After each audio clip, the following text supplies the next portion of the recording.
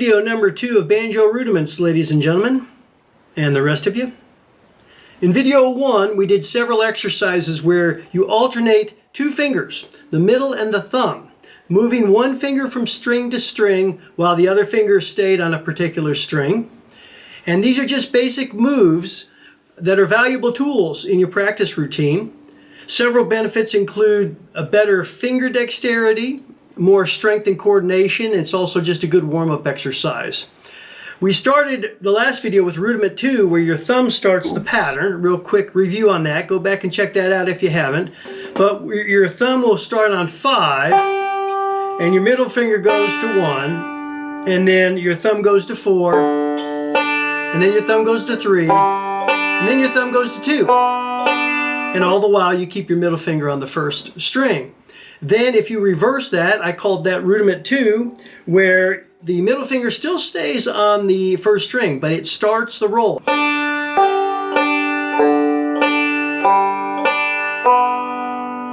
And then we finished off with some exercises where you'd stay with the middle finger on the first string and the thumb stays on the 5th string. We would fret the left hand.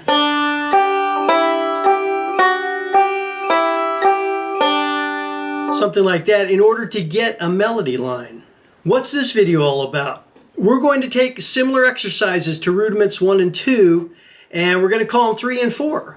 We're going to start with the thumb on the 5th string, but this time we're not using the middle finger at all for these basic rudiments. Later on we may add it, but for right now, for rudiment 3 will be the thumb striking the 5th string and the index finger will stay on the 2nd string, where it's often located for most rolls and patterns and songs.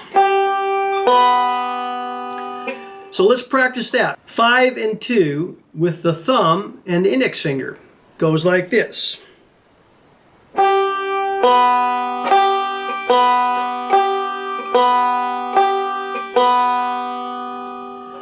As in the first video, you want to focus on your timing and your dynamics of the string plucking. What I mean by that is, are the notes even?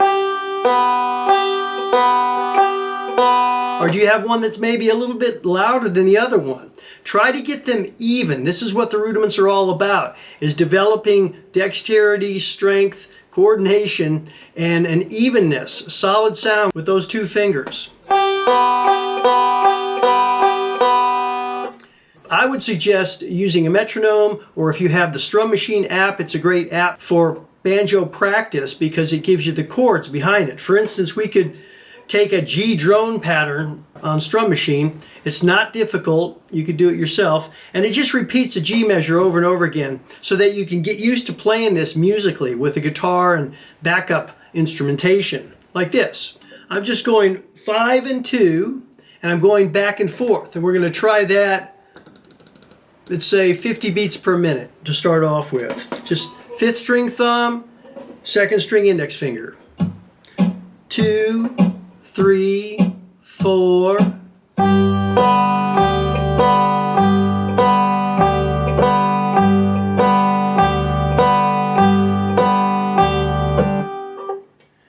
When you have that down, let's go to the 4th string. So now we're going to strike the 4th string with the thumb and the 2nd string with the index finger. It's going to sound like this.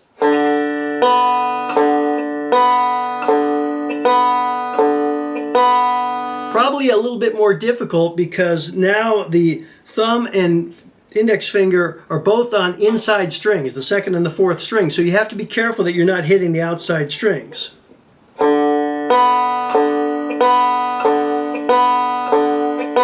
Let's try it with the Strum Machine. 1, 2, 3, 4.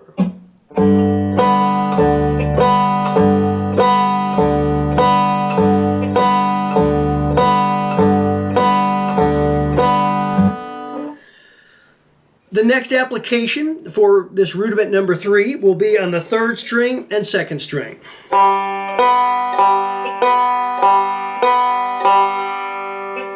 Let's try it with the Strum Machine. 2, 3, 4.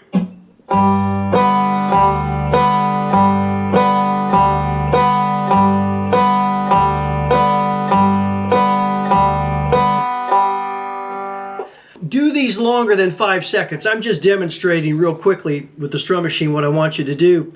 I would put them on maybe for a minute, and if you get bored and you say, well, I can do that, well then up the tempo a little bit. Let's try a little bit more challenging exercise using rudiment 3. So we're going to go 5th string thumb, 2nd string index, then followed by 4th string thumb, 2nd string index, followed by 3rd string thumb, 2nd string index. So it's going to sound like this. We'll do 4 of each. So we'll go 1, 2, 3, 4, then switch strings. Switch strings again. And we'll just stop there.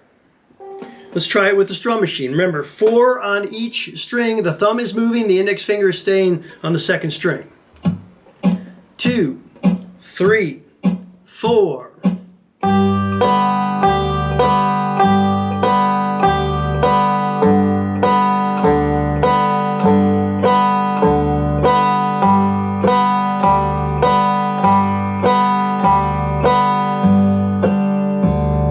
Now we're going to play 2 notes with the thumb on the 5th string, alternating with the index finger, 2 notes on the 4th string, 2 notes on the 3rd string. Let's try that over and over again with the strum machine.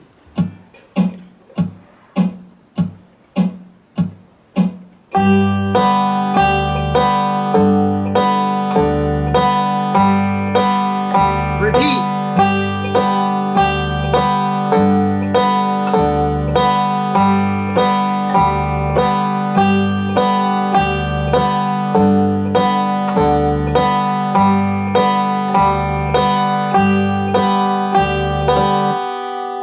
Let's try 5-2, 4-2, 3-2, 4-2. So the thumb is actually doing this.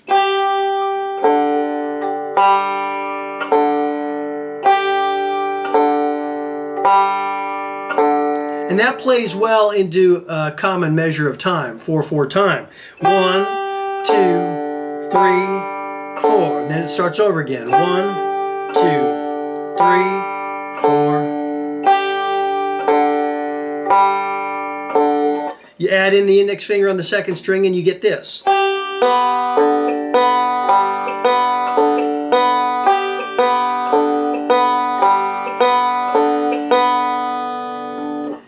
If at this point you feel like you're struggling with the tempo, drop it back a little bit on your own metronome or strum machine. As I said, we're going 50 beats per minute here, so you're welcome to do it slower or faster, but keep it clean. 2, 3, 4.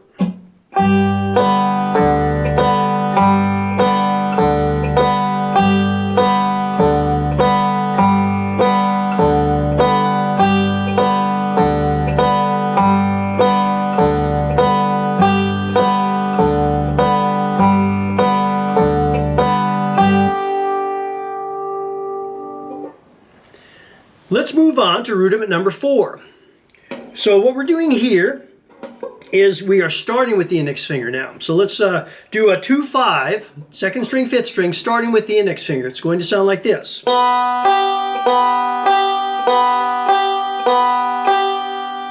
With the metronome or a strum machine, at 50 beats per minute, it'll sound like this. 2, 3, 4.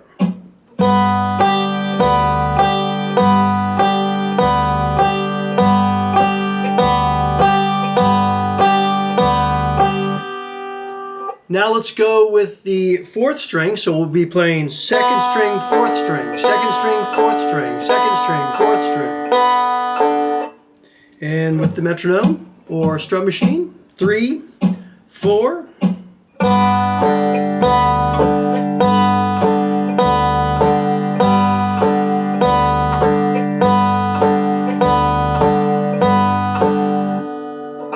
Let's go to the 3rd string now, 2nd to 3rd.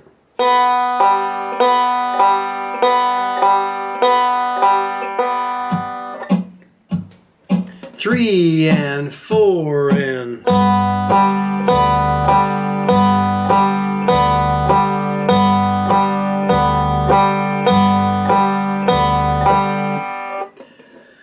As before with rudiment 3, we can take this idea, start moving it up and down the strings with your thumb. So let's start with 2-5 4 times, and then we'll go to 2-4 4 times, followed by 2-3 4 times, and then back to 2-4 4 times. So it's the same idea. We'll end up with an even number of measures here, 4 measures. And it's going to sound like this without the strum machine first.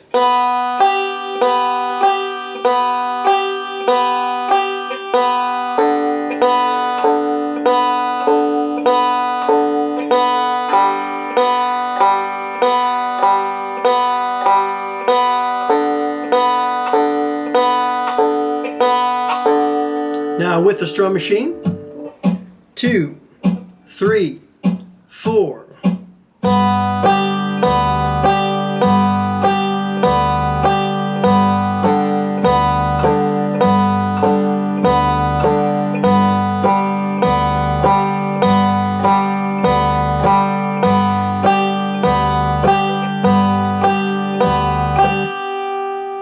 And you can proceed down to 2 apiece and 1 apiece, just like we did in the other exercise. I'll give you an example of where I go 5, 4, 3, 4, leading with the index finger on the second string. Sound like this.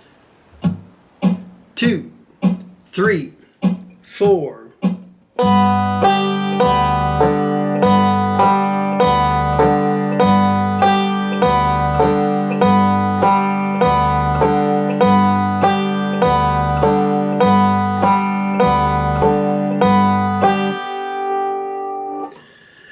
Now let's start working on our left hand a little bit. We're going to go to rudiment 4 again, the one we just finished, and we're going to stay with 2-5. So the index finger will stay on the second string, and the thumb will stay on the 5th string. And this is important, I think, when you're starting, to keep these 2 fingers of the picking hand static or on the same strings while you're focused on what your left hand is doing here. So we will start with going from the open second string. We're going to place the index finger on the 1st fret, the 2nd string, then the ring finger on the 3rd fret of the 2nd string. Then we'll come back to the 1st fret with the index finger, and then open. And we'll just go back and forth. So here we go. It's going to sound like this, first without the strum machine going. 2, 3, 4.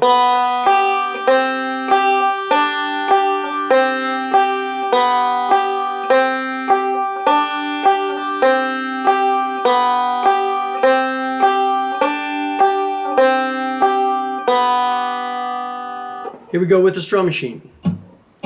2, 3, 4.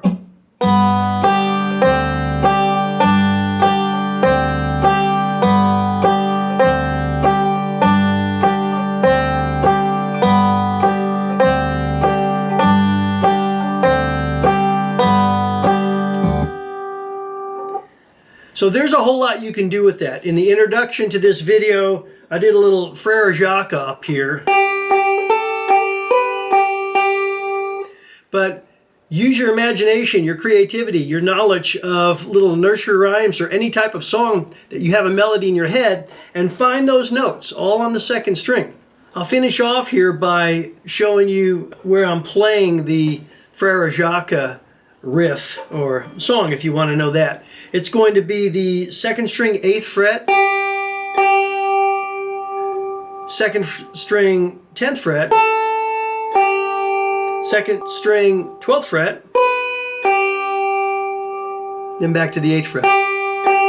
Now you can do it with 1 finger, but it's probably better practice for your left hand to go ahead and use different fingers. So the first chunk would be like this: 2, 3, 4.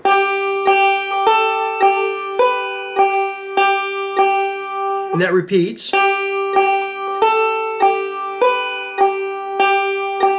Then you got Dormez-vous, Brother John.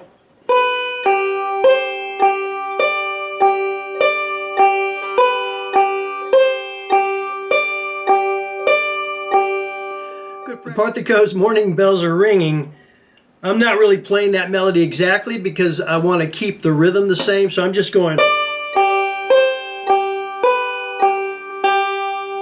It's good practice there. 15th fret, 13th fret, 12th fret, back to the 8th fret. If you feel like you're playing the same note, you are. It's a G note. The second string, 8th fret, is the same as the 5th string open.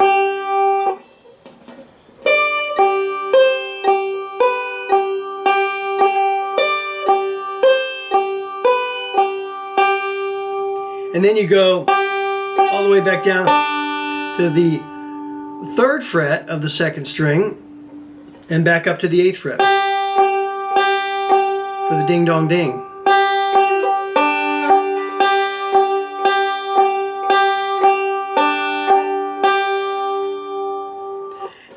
Let's play it all the way through with the strum machine. 1, 2, 3, 4.